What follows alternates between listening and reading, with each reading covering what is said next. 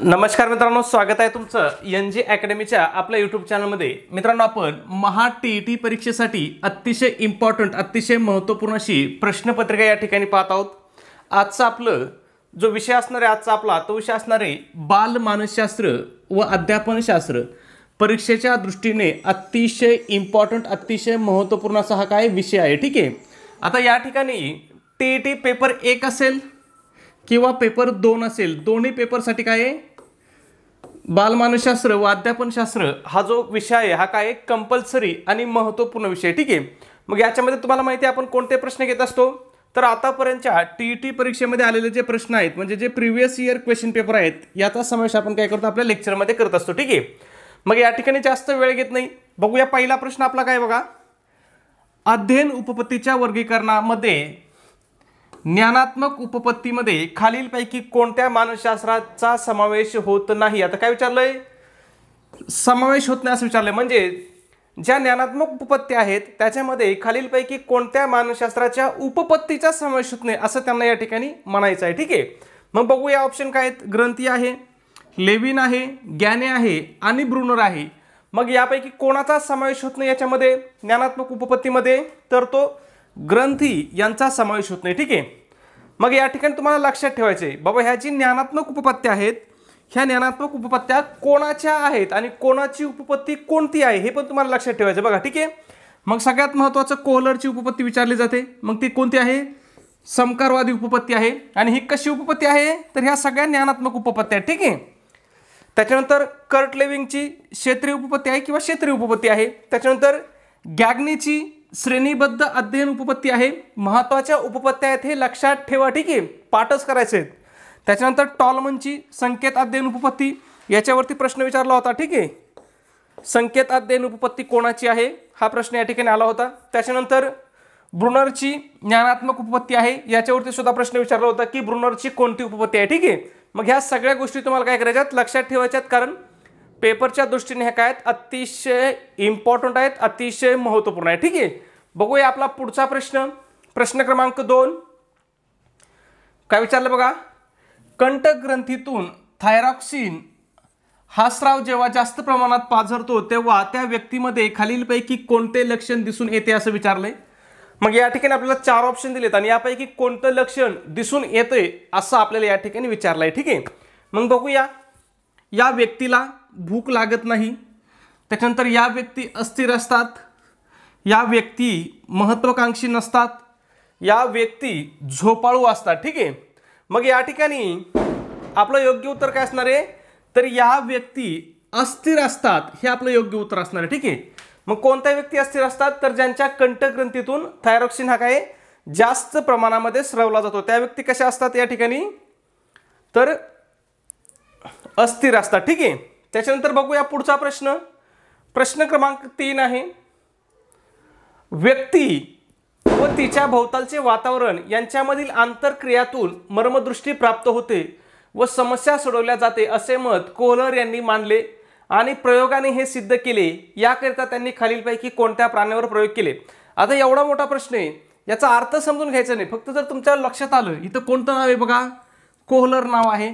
मग कोहलर नाव लक्षात आलं की लगेच तुमच्या डोळ्यासमोर आलं पाहिजे। आणि कशावरती प्रयोग केला कोहलरने, तर कोहलरने चिंपांजीवरती प्रयोग केले। कशावरती, चिंपांजीमध्ये। ठीक आहे, आणि त्यांनी काय सिद्ध केलं त्या प्रयोगामधून, की बघा व्यक्ती व तिच्या भोवतालचे वातावरण यांच्यामधील काय आंतरक्रियामधून काय होती, मर्मदृष्टी प्राप्त होते आणि समस्या सोडवल्या जातात। ठीक आहे, हे कोणी सिद्ध केलं, कोहलरने सिद्ध केलं। कशावरती प्रयोग करून सिद्ध केलं, चिंपांजीवरती प्रयोग करून सिद्ध केलं। ठीक आहे, लक्षात ठेवायचं। चला बघू पुढचा प्रश्न। त्याच्यानंतर अजून एक महत्त्वाचं इथं प्रश्न विचारला जातो, कोहलरची उपपत्ती कोणती आहे। ठीक आहे, मग कोहलरची उपपत्ती कोणती आहे, हे कोणत्या उपपत्तीमध्ये त्यांनी सिद्ध केलंय, तर समाकारवादी उपपत्ती किंवा त्यालाच समष्टीवादी उपपत्ती म्हणतात। ठीक आहे, दोन्ही एकच आहे।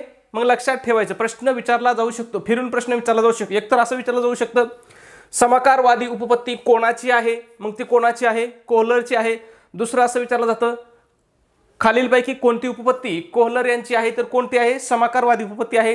त्याच्यानंतर अजून सुद्धा प्रश्न असा विचारला जाऊ शकतो की कोहलर यांनी समाकारवादी उपपत्तीमधून काय सिद्ध केलं। मग त्यांनी काय सिद्ध केलं की व्यक्ती व तिच्या भोवतालचे वातावरण यांच्यामधील आंतरक्रियामधून मर्मदृष्टी प्राप्त होते आणि त्यामुळे काय केली जाते, समस्या सोडवली जाते. कोणी सिद्ध केलंय, कोहलरने सिद्ध केलंय. कशातून, समाकारवादी उपपत्ती म्हणून. ठीक आहे, कशावर प्रयोग करून, चिंपांझीवरती. बघूया पुढचा प्रश्न 4. खाली अध्यापन प्रक्रियेचे स्वरूप सांगणारी विधाने दिली आहेत, त्यापैकी कोणते विधान योग्य नाही.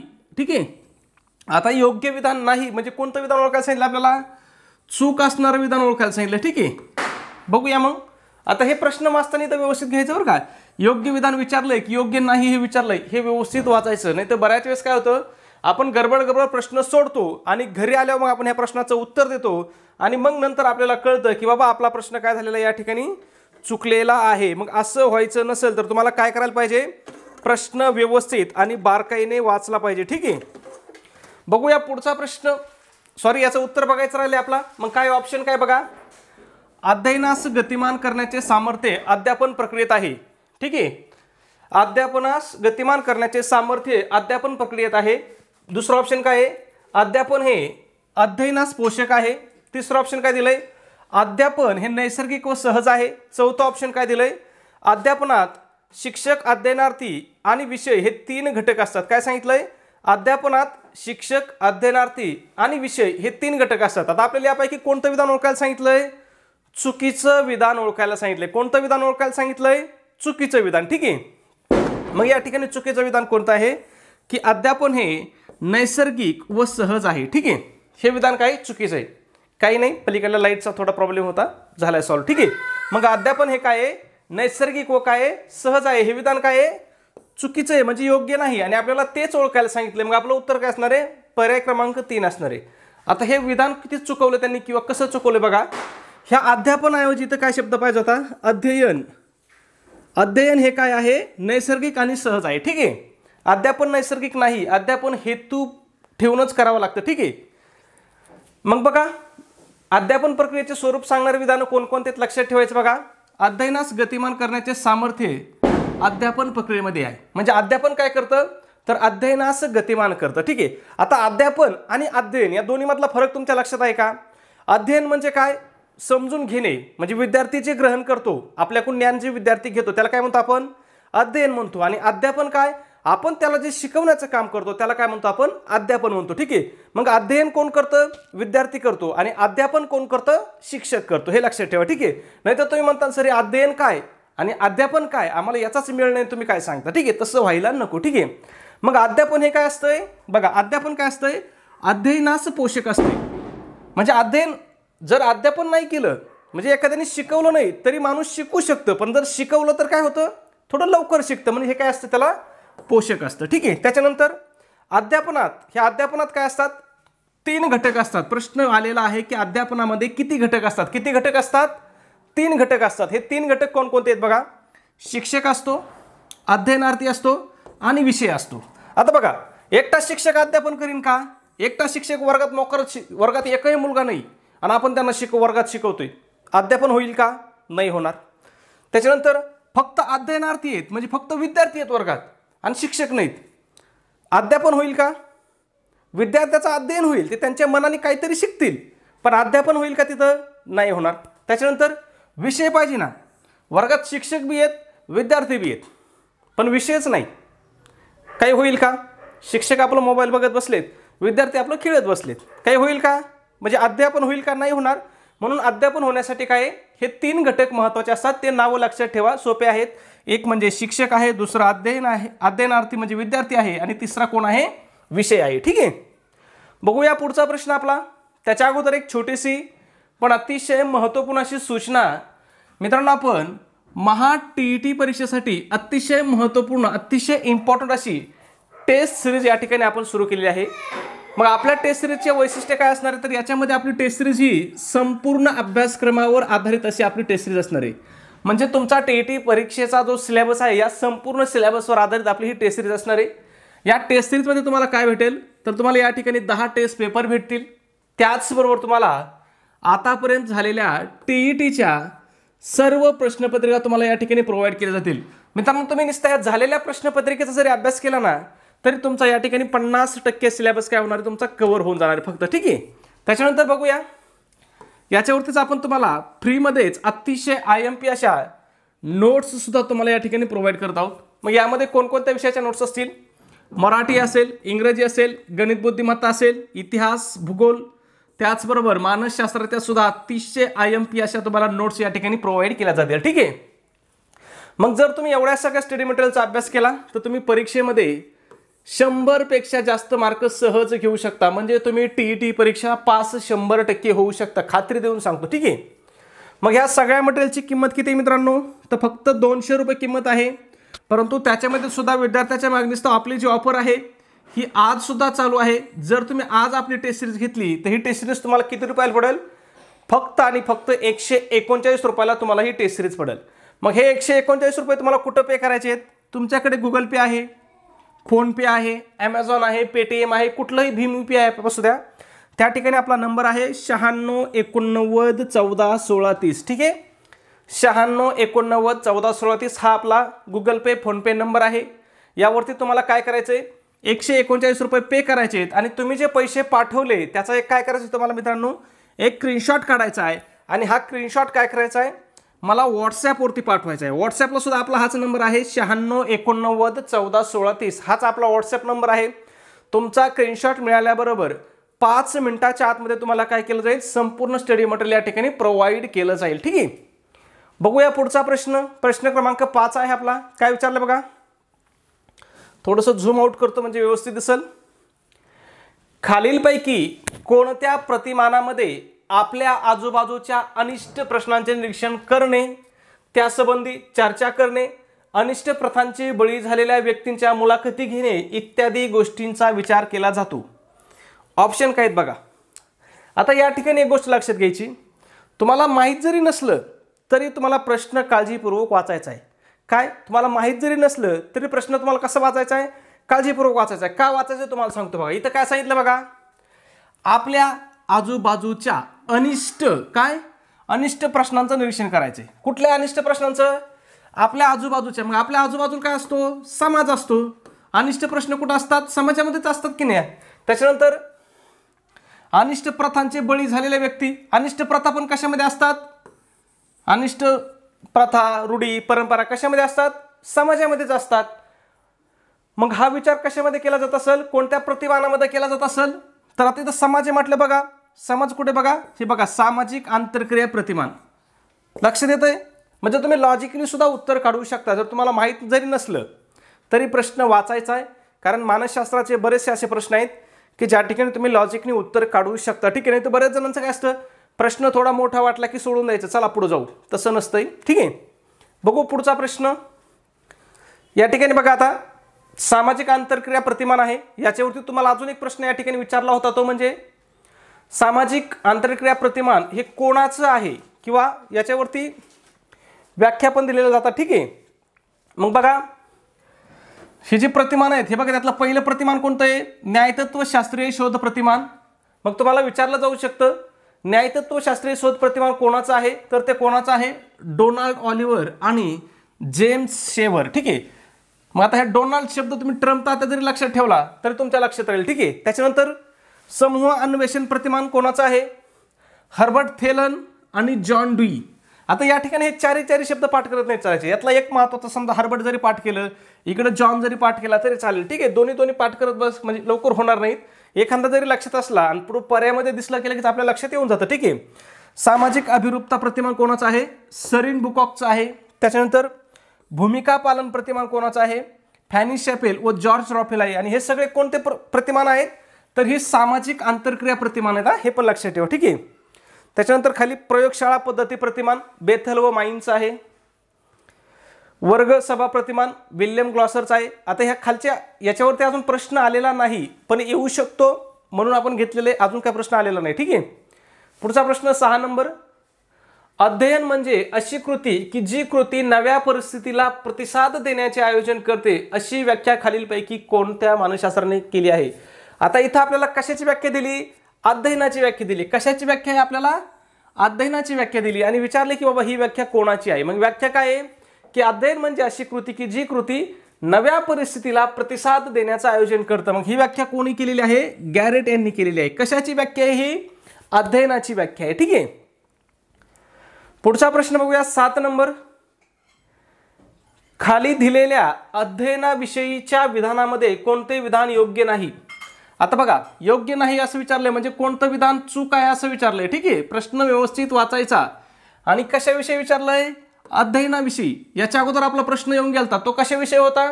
अध्यापनाविषयी होता. आता आपल्याला अध्ययनाविषयी विचारलंय. ठीक आहे, मग बघूया पहिला प्रश्न. पहिलं वाक्य काय दिलंय त्यांनी? वाढत्या वयात होणारे नैसर्गिक बदल हे अध्ययनच होय. हेच विधान चुकीचं आहे मित्रांनो, पुढे जायची गरजच नाही. वाढत्या वयात होणारे नैसर्गिक बदल हे अध्ययन होय. नैसर्गिक बदल हे अध्ययन असणार आहे का? ते ऑटोमॅटिक होणारच आहेत बदल. काय म्हणजे जसं समजा एखादा मुलगा आहे, तो तारुण्य वयात आला की त्याच्यात दाढ येणं, मिशा येणं, हे काय अध्ययन आहे का? हे नैसर्गिक क्रिया आहे, ती होणारच आहे. ठीक आहे, तो मुलगा कसा असो ती काय होणारच आहे. मग हे अध्ययन असू शकत नाही. मग हेच आपलं उत्तर असणार आहे. ठीक आहे, अध्ययन नैसर्गिक क्रिया आहे, पण जे नैसर्गिक बदल होतात ना आपल्या शरीरामध्ये, ते आपल्या अध्ययनामध्ये येत नाहीत. ठीक आहे, लक्षात ठेवायचं. आता उंची वाढणं हे काय अध्ययन आहे का? किंवा एखाद्याचं वजन वाढणं हे काय अध्ययन आहे का? नाही, हे नैसर्गिक घटना आहे. ठीक आहे, मग अध्ययनामध्ये कोणते विधान योग्य आहेत जर असं विचारलं असतं तर लक्षात ठेवा, अध्ययनासंदर्भातले हे 3 विधानं महत्त्वाचे आहेत, आपल्याला हे लक्षात ठेवायचे. अध्ययन प्रक्रियेत अनुभव घेणे, अनुभवातून वर्तन सुधारणे या दोन्ही गोष्टींना महत्त्व असते. मग प्रश्न विचारला जाऊ शकतो की अध्ययन प्रक्रियेमध्ये कोणत्या गोष्टीला महत्त्व असतं? तर कोणत्या? अनुभव घेणे आणि अनुभवातून वर्तन सुधारणे. ठीक आहे, त्याच्यानंतर लहान मूल जेव्हा 2 पायावर आधाराशिवाय उभे राहते तेव्हा त्याला अध्ययन म्हणू शकतो. बरोबर आहे, आधाराशिवाय जेव्हा ते उभा राहतं त्याला आपण अध्ययनच म्हणतो, कारण ते उभा राहण्याच्या आधी काय होतं, 4-5 वेळेस 50 वेळेस पडलेलं असते, पण शेवटी ते शिकतच. ठीक आहे, म्हणजे ते सुद्धा काय एक अध्ययन आहे, ते काय नैसर्गिक क्रिया नाही, ते काय अध्ययन आहे. ठीक आहे, त्याच्यानंतर अध्ययन म्हणजे वर्तनातील कायमस्वरूपी घडून येणारा अपेक्षित बदल होय. बरोबर आहे, एखाद्याच्या वर्तनामध्ये जर बदल घडून येत असेल कायमस्वरूपी तर ते सुद्धा काय आहे? अध्ययनच आहे. ठीक आहे, बघूया आपला पुढचा प्रश्न 9 नंबर. कितीही प्रयत्न केले तरी प्रगतीच्या ज्या एका विशिष्ट मर्यादेपलीकडे आपण जाऊ शकत नाही तो अध्ययन वक्राचा टप्पा म्हणजे डॅश डॅश होय. आता काय विचारलं आपल्याला इथं? आपल्याला अध्ययन वक्राचे टप्पे विचारलेत. आता अध्ययन वक्राचे टप्पे किती आहेत? तर अध्ययन वक्राचे एकूण 5 टप्पे आहेत. ठीक आहे, आणि इथं काय विचारलं आपल्याला? कितीही प्रयत्न केले तरी प्रगतीच्या एका विशिष्ट मर्यादेपलीकडे आपण जाऊ शकत नाही. म्हणजे कितीही काम केलं तरी एकदा आपण त्या यशाच्या शिखरावर गेलो की त्याच्यापेक्षा पुढे आपण जाऊ शकत नाही. म्हणजे प्रत्येक गोष्टीला काय असते? मर्यादा असते. मग तो 5वा टप्पा, आता हा शेवटचा टप्पा आहे आणि 5वा टप्पा आहे, मग ह्या टप्प्याला काय म्हणतात असं आपल्याला विचारलंय. तर तो कोणता टप्पा असतो? शारीरिक व मानसिक परिसीमा असते. शारीरिक व मानसिक परिसीमा म्हणजे याच्यापेक्षा जास्त प्रगती करू शकत नाही, तो काय असतो? अंतिम टप्पा असतो. ठीक आहे, लक्षात ठेवायचं. मग आता हे 5 टप्पे कोणकोणते आहेत अध्ययन वक्राचे? 5ही तुम्हाला तोंडपाठ ठेवायचे आहेत, कारण याच्यावरती वारंवार परीक्षेमध्ये प्रश्न विचारलेले आहेत. ठीक आहे, किती टप्पे आहेत? 5 टप्पे आहेत. ठीक आहे, आपण काय करू, एकदा 3 टप्पे पाहून एकदा 2 पाहू, म्हणजे तुम्हाला व्यवस्थित दिसेल. ठीक आहे, मग बघा अध्ययन वक्रालाच काय म्हटलं जातं? बघा अध्ययन वक्रालाच काय म्हटलं जातं? अध्ययन आलेख सुद्धा म्हटलं जातं. आणि अध्ययन वक्र किंवा अध्ययन आलेख कशाचं काम करतात? तर ते अध्ययनाच्या प्रगतीचं मापन करतात. प्रश्न असा सुद्धा विचारला होता, खालीलपैकी कशाच्या द्वारे अध्ययनाच्या प्रगतीचं मापन केलं जातं? तर कशाच्या साहाय्याने? अध्ययन वक्राच्या साहाय्याने किंवा अध्ययन आलेखाच्या साहाय्याने काय केलं जातं? अध्ययनाच्या प्रगतीचं मापन केलं जातं. आता या अध्ययन वक्रामध्ये किती टप्पे आहेत? 5 टप्पे आहेत. त्यातला पहिला टप्पा आहे, त्याचं नाव काय आहे? सुरुवातीचा टप्पा. नावच काय आहे? सुरुवातीचा टप्पा. आता लक्षात ठेवायचं तुम्हाला, सुरुवातीच्या टप्प्यामध्ये वेग कसा असतो? तर वेग हा मंद किंवा कमी असतो. का कमी असतो? तर या ठिकाणी आपण काय करत असतो? नवीन कौशल्य आत्मसात करीत असतो. म्हणजे कुठलीही गोष्ट तुम्ही एकदा शिकायला लागले की पहिल्याच दिवशी सगळं शिकतो का? पहिल्यांदा आपल्याला ती गोष्ट हळूहळू शिकतो, थोडी अवघड सुद्धा वाटतं आपल्याला ते. ठीक आहे, मग पहिला टप्पा काय असतो? पहिल्या टप्प्याचा वेग कसा असतो? मंद असतो. ठीक आहे, एवढंच लक्षात ठेवायचं. त्याच्यानंतर दुसरा टप्पा आहे जलद प्रगतीचा टप्पा किंवा मध्यंतरीची प्रगती. ह्या टप्प्यात काय होतं बघा, अध्ययनात मूलभूत गोष्टी शिकल्याने प्रगती गतीने होते, अध्ययनावर चांगला परिणाम होतो. म्हणजे पहिल्या टप्प्यात आपण काय करतो? एकदम बेसिक गोष्टी शिकतो, आणि बेसिक गोष्टी आपल्याला एकदम नवीन असल्यामुळे काय असतं ते थोडं अवघड वाटतात. ठीक आहे, आणि एकदा आपल्याला बेसिक गोष्टी आल्या की पुढचे प्रगती काय होते? फास्ट होती. मग दुसरा टप्प्याचं नावच काय? जलद प्रगतीचा टप्पा. म्हणजे एखादा मुलगा आहे, त्याला जर आपण सगळे स्वर आणि सगळे वर्ण जर शिकवले तर तो साधे शब्द सहज वाजू शकतो. बरोबर की नाही? म्हणजे त्याला क कसा आहे हे माहीत असेल, ख कसा आहे माहीत असेल तर तो बारीक बारीक शब्द वाचू शकतो, ठीक आहे. त्याच्यानंतर तिसरा टप्पा काय बघा, प्रगती थांबण्याचा काळ, आणि त्यालाच काय म्हणतात, पठारावस्था. आणि हे सगळ्यात आपल्यासाठी इम्पॉर्टंट आहे, कारण याच्या वेळेस आतापर्यंत 4-5 वेळेस या पठारावस्थेवरती प्रश्न विचारलेले, ठीक आहे. मग पठारावस्था म्हणजे काय, तर अध्ययनात काही वेळ काय होती, प्रगती थांबल्यासारखी वाटते, प्रयत्न चालू असूनही प्रगती मात्र खुंटल्यासारखी वाटते, या स्थितीस काय म्हणतात, पठार अवस्था म्हणतात. अध्ययनातला सगळ्यात महत्त्वाचा टप्पा कोणता आहे, पठारावस्था आहे. आणि पठारावस्था येणं ही अध्ययनासाठी काय आहे, गरजेची असते. अध्ययनासाठी म्हणजे यशाच्या अंतिम शिखरावर जाण्यासाठी पठारावस्था येणं काय असतं, गरजेचं असतं. फक्त याला एक अट आहे की ती पठारावस्था जास्त काळ नसावी. काय, ती पठारावस्था जास्त काळ नसावी. म्हणजे जेवढ्या कमी काळ पठारावस्था असेल तेवढी ती काय असते, चांगली असते. जास्त काळ पठारावस्था असेल तर अध्ययनाची प्रगती काय होते, खुंटते, ठीक आहे. एवढं लक्षात ठेवायची, एवढी कंडिशन, ठीक आहे. मधला तिसरा टप्पा आहे पठारावस्था. त्याच्यानंतर अंतिम प्रगतीचा टप्पा, हा काय, अंतिम प्रगती टप्पा. पठारावस्था ओलांडून अध्ययनार्थी जेव्हा प्रगतीच्या अंतिम टप्प्यात प्रवेश करतो तेव्हा त्या प्रगतीचा वेग उत्तम असतो. पठारावस्थेत झालेल्या दृढीकरणाचा अध्ययनार्थीला फायदा होतो. म्हणजे बघा, पठारावस्था का फायदेशीर असते, तर पठारावस्थेमध्ये काय असतं, आपल्या विचारांचं किंवा आपण जे कौशल्य शिकतो त्याचं काय होत असतं, दृढीकरण होत असतं. म्हणजे जरी आपल्याला वाटत असलं बाबा प्रगती होत नाही, पण त्याचं काय होत असतंय, दृढीकरण होत असतंय. त्याच्यामुळे आपली प्रगती त्याच्या नंतरच्या टप्प्यात काय होते, अतिजलद होते. म्हणून पठारावस्था काय असते, उपयुक्त असते किंवा गरजेची असते. फक्त काय, पठारावस्था जास्त वेळ टिकणारी नसावी. आणि शेवटचा टप्पा कोणता आहे, शारीरिक परिसीमा. याच्यावरतीच आपल्याला प्रश्न होता, ठीक आहे. त्याच्यानंतर अजून एक प्रश्न विचारला जातो तुम्हाला, अध्ययन मापनामध्ये किंवा एखादं नवीन कौशल्य आत्मसात करताना पठारावस्था किती वेळा येते किंवा किती वेळा येऊ शकते असं विचारलं जाऊ शकतो. मग तुम्ही म्हणता बाबा याच्यामध्ये काय, पठारावस्था 3 नंबरचा टप्पा होता, एकदा पठारावस्था होऊन गेली की परत काय मग अतिजलद प्रगतीचे, तर असं नाही. पठारावस्था कितीही वेळास येऊ शकते, एकदा, दोनदा, तीनदा, किती वेळा येऊ शकते. पण जेवढी वेळेस कमी येईल तेवढी प्रगती काय होते, जलद होते. आणि जेवढी, म्हणजे बघा या ठिकाणी समजा अध्ययन आलं काय, आता इथं आपल्याकडं कोरस स्पेस नाही, ठीक आहे. या ठिकाणी बघा आलेख कसा असतो अध्ययनाचा, म्हणजे बघा हा सुरुवातीचा टप्पा काय असतो, कमी प्रगतीचा. त्याच्यानंतर परत इथं पठारावस्था येऊ शकते, त्याच्यानंतर अतिजलद प्रगती, त्याच्यानंतर परत पठारावस्था येऊ शकते, परत अंतिम ध्येय, परत पठारावस्था येऊ शकते, आणि परत शारीरिक परिसीमा जाऊ शकते. म्हणजे पठारावस्था एकापेक्षा जास्त वेळ येऊ शकते. पठारावस्था म्हणजे काय, त्या काळामध्ये आपण जे कौशल्य शिकतो त्याचं काय होतं, दृढीकरण होत असतं, परंतु आपल्याला प्रगती झाल्यासारखी वाटत नाही, ठीक आहे. पुढचा प्रश्न आहे 10 नंबर, अर्थपूर्ण शाब्दिक अध्ययनात अगोदर माहिती असलेल्या माहितीशी नवीन माहितीची सांगड घातलेली असते. या दोन्ही गोष्टींची जुळणी करणे महत्त्वाचे असते असे मत आसुबेल यांनी खालीलपैकी कोणत्या अध्ययन उपपत्तीमध्ये मांडले. आता तुम्हाला हे वरचं स्पष्टीकरण काही जरी माहीत नसलं आणि तुम्हाला एवढं जरी माहीत असतं बाबा की आसुबेलची उपपत्ती कोणती आहे, तरी तुम्हाला उत्तर आलं असतं. एवढा मोठा प्रश्न वाचायचा काय. मग आसुबेलची उपपत्ती कोणती आहे, तर अध्ययन व अनुदेशन उपपत्ती ही कोणाची आहे, आसुबेलची आहे. लक्षात ठेवायचं, ठीक आहे. त्याच्यामुळे तुम्हाला एक गोष्ट लक्षात ठेवायची की कोणत्या शास्त्रज्ञाची कोणती उपपत्ती आहे, एवढ्या गोष्टी लक्षात ठेवायचं म्हणजे ठेवायचं, ठीक आहे. मग हे प्रश्न तुम्हाला काय होतील, चुटकीसरशी सुटतील किंवा सोपे वाटतील. पुढचा प्रश्न 11 नंबर, खालीलपैकी कोणत्या मानसशास्त्रज्ञाने अनुवंशासंबंधी संशोधन करून अनुवंशाचे नियम मांडले. तुम्हाला मी सांगितलं होतं, अनुवंश हा शब्द दिसला ना बिनधास्त उत्तर लिहून टाकायचं, मेंडेल, ठीक आहे. दुसरा शास्त्रज्ञच नाही, एक आहे पण त्याचं कार्य काय अतिशय मर्यादित आहे, ठीक आहे. 99% प्रश्न इथं आपल्याला कोणावरती असतो, मेंडेलवरतीच असतो आणि विचारलाच जातो. प्रश्न इम्पॉर्टंट आहे, लक्षात ठेवायचं, ठीक आहे. त्याच्यानंतर 12 नंबरचा प्रश्न, ठीक आहे. 11 नंतर 12चे, ओके. मला वाटलं एखादा आकडामध्ये राहिला काय. पर्सनॅलिटी म्हणजेच व्यक्तिमत्व हा शब्द कोणत्या लॅटिन शब्दापासून तयार झालाय. बघा प्रश्न काय विचारला होता, पर्सनॅलिटी हा जो शब्द आहे हा शब्द कोणत्या लॅटिन शब्दापासून तयार झालेला आहे. मग हा कोणत्या लॅटिन शब्दापासून तयार झालेला आहे, तर पर्सोना या लॅटिन शब्दापासून हा शब्द तयार झालेला आहे. इथं दुसरा एक प्रश्न विचारला होता की पर्सोना हा शब्द कोणत्या भाषेतील आहे. मग तो लॅटिन भाषेतील आहे. प्रश्न होते Latin, Greek. Latin, Greek, option काय होते बघा, लॅटिन, ग्रीक, अरेबिक, ठीक आहे. आणि अजून एखादा असेल एखादा ऑप्शन, ठीक आहे. मग लक्षात ठेवायचं पर्सोना हा शब्द कोणत्या भाषेतला आहे, लॅटिन भाषेतला आहे. आणि त्याच्यापासून कोणता शब्द तयार झालेला आहे, पर्सनॅलिटी हा शब्द तयार झालेला आहे, ठीक आहे, ज्याला आपण व्यक्तिमत्व म्हणतो.